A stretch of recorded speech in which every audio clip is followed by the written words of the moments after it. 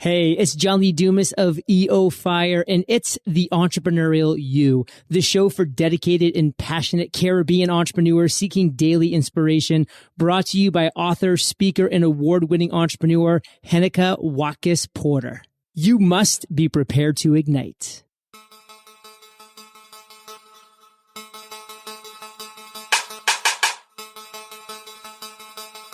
No one has ever achieved financial fitness with a January resolution that's abandoned by February. Susie Orman.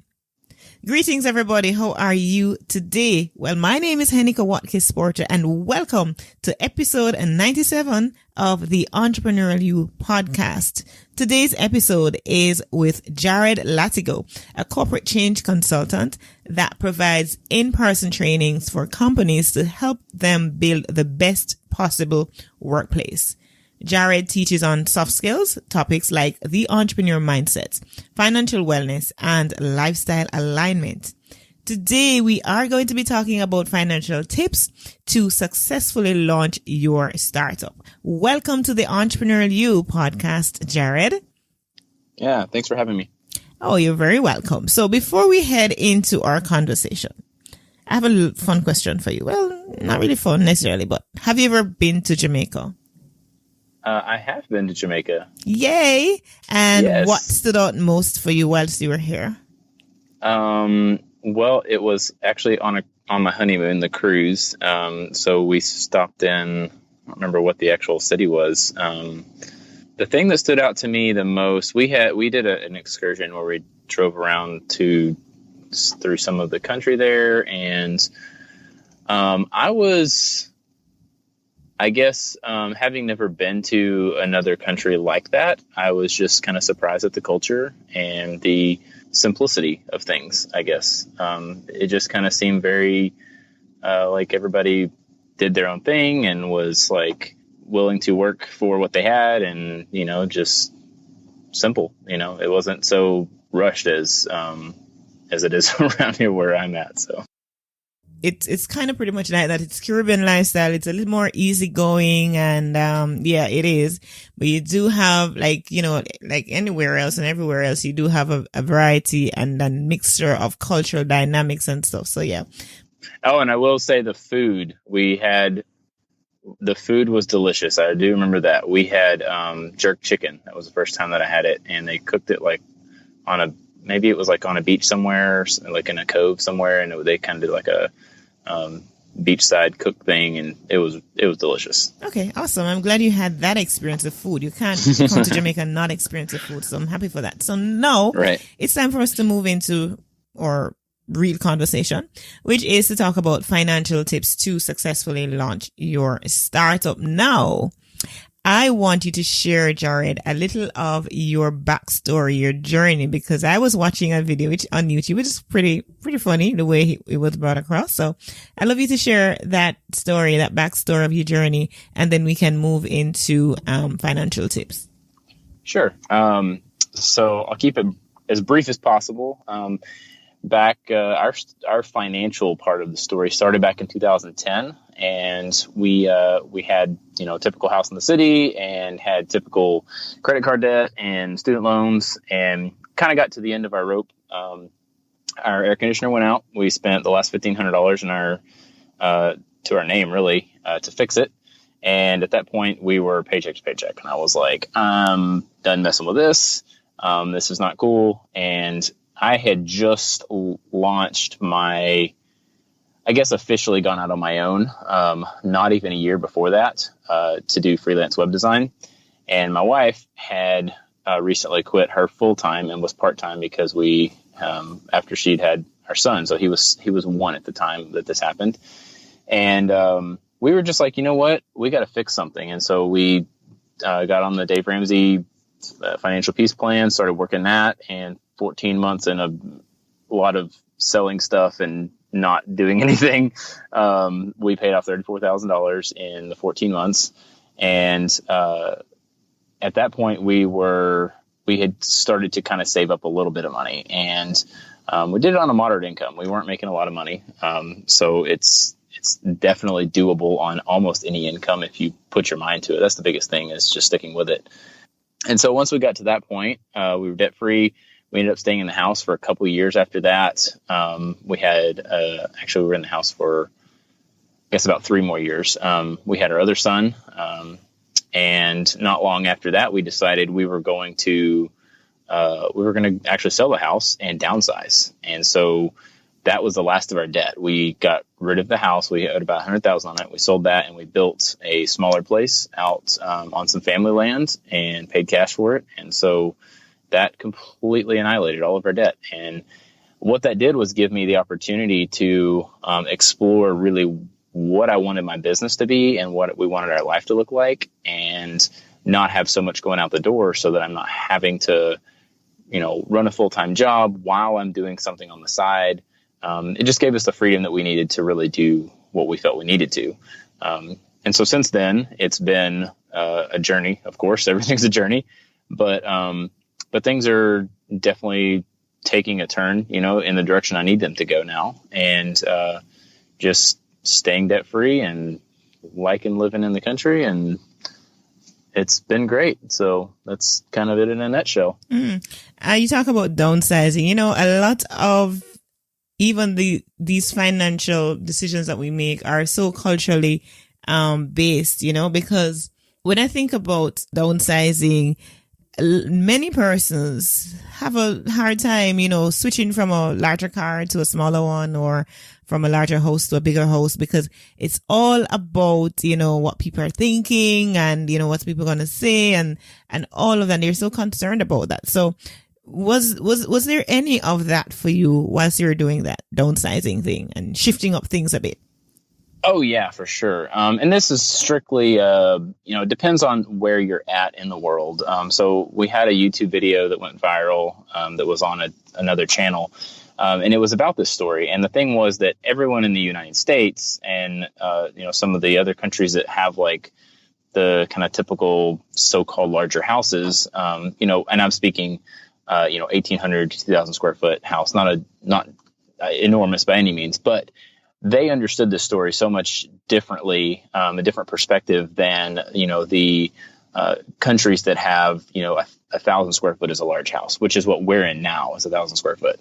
So the answer that I had for that was, well, if you decided that you were going to downsize and you took and cut all of your possessions and your house size in half, it's going to be crazy hard to do, regardless of how big your house is.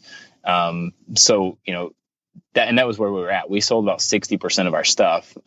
We went from a 1,800 square foot house with a garage and everything down to 1,000 square foot with no garage. So it was like, cutting everything in half or a little bit more even.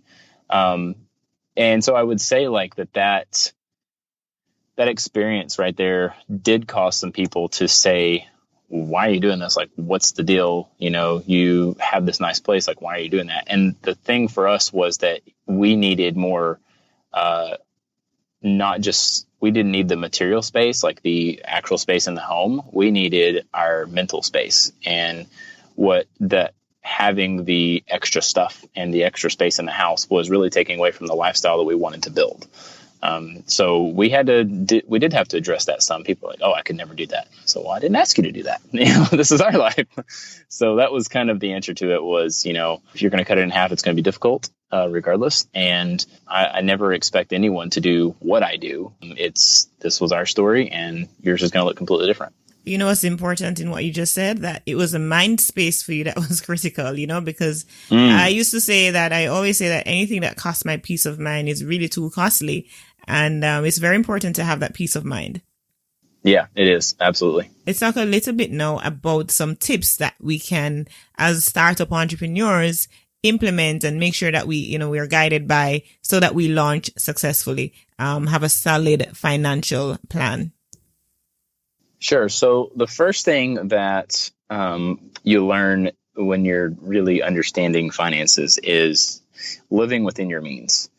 And the concept is foreign to some people, particularly where, I am here in America. We have, it's a land of plenty, blah, blah, blah, all these different things, right? But really it's not, because a lot of people have plenty of stuff and really can't afford the plenty of stuff. They're, living off credit, or they're, making 100,000 and somehow spending 110,000 every year or whatever it is,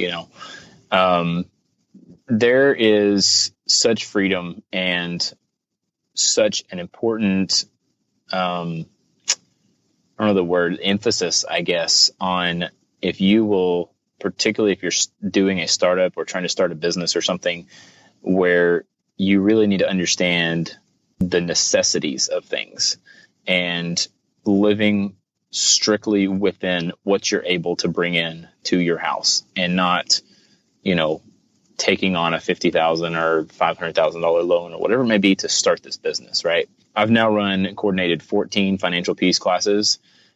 We've seen probably, I would say, at least 50 families through those courses. And almost every single one of them comes into that course. I would say probably 80% of them come into that course not really understanding the concept of not borrowing money for something.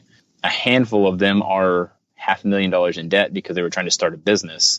And so they kept taking on debt, buying, machinery or buying different things that they needed for a job. And then the job would go away, or they needed it for, one specific project. And then that project never comes up again. I mean, there's just so many things that people take on that is just such a risk. So living within your means, for internet terms, is bootstrapping your business, basically. And that's what I've always done. I've never borrowed against my business or borrowed against my house to fund my business or anything like that. It's always just been whatever cash I have on hand is what I'm going to figure out how to use that to, further my business. Mm-hmm. And I'm sure that too will, of course, affect your cash flow, how you manage your cash flow. Making sure that, you're not, because sometimes we're making the revenue, we're earning the income, but you find that the money isn't coming in as fast as it's going out, right? And so you need to manage that. Yeah. Yeah. And that's where a budget comes in, right? So that's step 2. You live within your means and you figure out, okay, I have this much money coming in. What am I going to do with it? And then you're budgeting your everything down to the dollar and saying, okay, I have this much, if we're looking from a business standpoint, you have to say, I have this much for marketing. I have this much for, my monthly expenses of things I have to have, whether it's software, hardware, printing services, whatever it is. And you budget all that stuff out and you figure out how strapped down you can strap your budget and get by on what money you have coming in, and not, going above and beyond that, if at all possible, because then you're just adding extra stress to yourself for really no reason, because there's so many things that are possible to do now for, $5, $10, $50 online that may require a little more work on your part, but it's going to save you a lot of time and money in the long run. Share with us your other tips as you see fit. Living within your means. Number 1, working on a zero-based budget, which is basically what we just talked about, figuring out where every single dollar is going and really deciding what your priorities are within your business. Number 3, you got to quit borrowing money. You got to quit digging yourself deeper, right? If you do those first 2, you're naturally going to quit digging a hole, because if you start putting a number to it and you start literally looking at it and saying, I owe somebody $50,000 or I owe somebody $500,000, that's a big number. Like, any way you look at it, it's a big number, and it causes you more stress than you probably think, so quit borrowing money. Number 4 is going to be, how about tracking your time? Because time is money, they say. Yeah, absolutely. That's actually a really good one to put in there. That is extremely important, to budget your time as well. I have done a terrible job in the past of keeping a calendar and keeping, set hours and whatnot. But the last probably 8 months or a year, I've done a better job of it. And it's changed the way that my family dynamic has worked as well as my business dynamic, because now I can say to my wife, like, this is my calendar, where I'm going to be. What my hours look like. And, yes, that can change. It's not set in stone by any means, but this is our guideline, and she knows that, if I have a meeting coming up, then obviously, I need time to prepare for it. I need, time after, that kind of thing. And so we kind of work our our lives around that.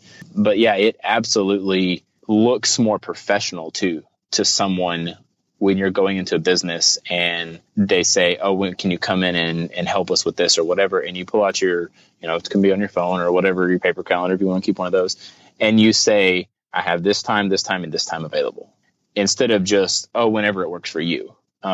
That sends a different message, right? The message is, I don't really have anything going on except for you. And so then you kind of look like you don't desperate. Really have any. Yeah, you're desperate. Yeah, kind of desperate. As opposed to, I have this time, and this time. And, I can modify things if I need to, but I try to stick within those bounds. And so then it looks like you really know what you're doing. You got other clients you're dealing with. You have other things going on, and you're budgeting those hours that you have in a week, because no one can create time. You only have a set amount of minutes and hours per week. And so if you budget that, it does tend to lend itself to creating more money. Exactly. And I normally say that you don't manage time, you manage yourself, because we all have this 24 hours in a day, and it is how we use it and how we manage ourselves to use it. That's what makes a difference. And I find too, even as we, budget our time for even external activities and stuff, even the very thing that we do in our businesses, because in the beginning, when you're operating your startup, when you're just going to be launching, it is easy for you to spend all the time in the world trying to do research, researching all kinds of things, when you need to also spend time on the marketing of your startup. Once, pre-launch, you need to spend time doing all these other things. But sometimes, depending on what we are most, and in the beginning, we don't really have the team that we need for some people, right? So depending on what you're naturally passionate about and naturally good at, you'll tend to spend all your time, or want to spend all your time doing those things, when there are other crucial things that are to be done, or even if you're not yourself doing it, but you need to allocate, okay, how much time I'm going to spend to find the person that is ideal to get this done. Right. Yeah. Delegation is huge for entrepreneurs, and it's hard for us. This is our baby that we're creating, and we don't want to give up control of that, but if you're not willing to give up control of certain pieces of it, then you're going to strap yourself down to the point where you're constantly working in the business instead of on it. And that is something that, any book you read, any course you take, podcast you listen to, like, that's going to be probably one of the number one things that is going to come out of it consistently, not in every episode or anything like that, or every book, but is that figuring out how you can delegate so that you can grow beyond your job. And, I think Seth Godin makes that distinction pretty well between the freelancer versus the entrepreneur. Absolutely. Yeah. I've had Seth on this program as well. So yeah. Yeah, I saw that. Very cool. He's I'm a huge fan of Seth Godin. I think his work is incredible. His new book is awesome. This is marketing. Yeah, this is marketing. Yeah. It's amazing. So yeah, and it's actually interesting that you're mentioning delegation, and I know this is a tip, because once we are able to free our time, because time is money, and we free up ourselves to do other things that we're good at, and we should be doing to make the business grow, then we find other people to do the other things that we're not good at. That is also saving us money, because our time will be more is valuable. So, and I also have an episode coming up on delegating as well. So that is, cool. Yeah, pretty cool. Any other tips that you want to share with us? Yeah. So the biggest thing that, and this is not this, I didn't mention this at the beginning because it's not necessarily financial. This is really a life thing. And this is where, this is what changed our life and sent it in the direction that it did. And that's the whole lifestyle alignment stuff, which is basically vision casting. And if you can figure out what you really want your life to look like or your business to look like, then you can decide what are those priority items that you're going to do that's going to feed into that bigger vision. And it just kind of removes all of the extraneous random things that pop into our life. Because every single time now, when something comes up, an opportunity comes up, I can look at my vision and I can say, this fits my vision or this doesn't. And it's a distinction between those things that are going to feed into my overall bigger life goal or bigger business goal, and those that aren't going to feed into it. And so it saves me time. It saves me money, because then I'm not, the typical online entrepreneur that I was for a very long time, where I'm just biting on every single thing that comes my way. Oh my gosh, I can so relate to that. Yeah, you do. Yeah. But if you have that vision established and you say, this is what my life is going to look like, and this is what my business is going to look like, then there's no question. Like, you can change that vision if you want. Absolutely, it's yours. But typically, that's what you want. And so you're going to only do things that are feeding into that. And I think that is the bigger overarching thing that everyone forgets, especially as an entrepreneur. We start working on our business and, doing all these things, and we forget the bigger goal. Yeah. It was so, for me at the beginning that, oh gosh, I look back now and I'm like, oh my gosh, all the time that I've wasted. Yeah. Well, I guess it's a lesson learned, because Right. you see these opportunities and like, oh my gosh, you're so interesting. Or it's you chalk down everything to marketing and PR, and oh, this would be good for me if I go to this event, or it would be good for me if I speak here or something. But then all of those things begin to add up. And you say, oh, but I'm spending so much time here, when time really is money. And at the end of the day, it may not be a direct financial tip, but it is aligned and, totally aligned to how your finances are going to be in the end. Because if you're spending the time focused on other things outside of your purpose, outside of your vision, then best believe that you're not going to be seeing that, money, coming in for your startup. And even the things that you're doing, maybe you're running a startup part time, and you're not going to be able to fully be in your business. The things that you're doing leading up to launching, the things that you're aligning with, the brand that you're building, it is very, very critical, so that you have, as you put it, lifestyle alignment, or vision casting. So far, my peak performers, you've heard Jared Latigo, and that's my guest here. And he's talked about the things that, some tips that we can just think about and implement for a successful startup launch. And some of these are not necessarily for the very, the launch part of it. It is absolutely less necessary for beyond the launch, and I'm going to run through them. Living within your means. That's very critical. You need to budget the items, right? Each item to manage your cash flow. Decide to quit borrowing, or don't start to borrow if you don't have to borrow. Your situation might be different. It could be that you need to get a business loan, but let that not be your very, very first option. Let be that is the last resort, right? Budget your time as well, even as you budget your money. Delegate. And I need to be delegating some more. So let me just put that out there. And have a lifestyle alignment and cast that vision. Get your vision board done. It's very important, because, some of the things that I'm accomplishing now and the things that I've always wanted to do. And just yesterday, I looked at my vision board, and something in particular just jumped out at me. And I'm like, whoa, I didn't even realize that was on my vision board, or remember that it was on my vision board. And it just pops at me like, wow, mission accomplished. So those things are very, very key. And I'm going to ask you, Jared, if there are any final thoughts you want to share regarding financial planning for our startups. The thing that I always close with on, pretty much, I try to close it on some videos that we do, and I try to do it in my speeches and that kind of stuff.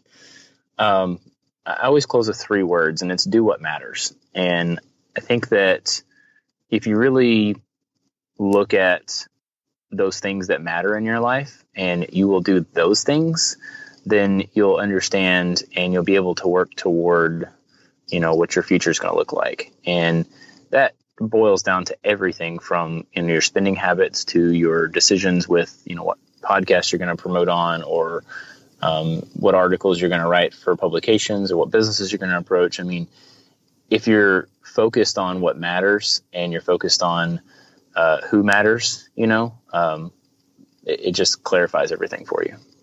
Do what matters. How can my peak performers get in touch with you, Jared? Best way to do that is on my website, jaredlatigo.com. And I pretty much have everything there. So you can access YouTube, email list, whatever. It's all there. Awesome. Thank you so much. Thank you very much. It's been a pleasure having you on this podcast episode. It's episode 97. And I wish you every success in your business. Yeah, you too. Thank you so much for having me. I really appreciate it. Thank you, my people formers, for tuning in to this episode with Jared Latigo. I look forward to connecting with you next week. And in the meantime, I just ask a little favor of you to rate, review, and subscribe to the Entrepreneurial You podcast if you've not yet done so. Remember, you were born to win, but to be a winner, you must plan to win, prepare to win, and expect to win. What good? As you know, it does take work to produce one 30-minute podcast episode, which is a joy for me. Perhaps you're wondering if you could contribute to this work, and the answer is yes. For as little as $2 per month, you can make a contribution to go a far way. Go to patreon.com/TEY. That's patreon.com/TEY. And there are perks awaiting you right there. So thank you so much. I'm looking forward to your support.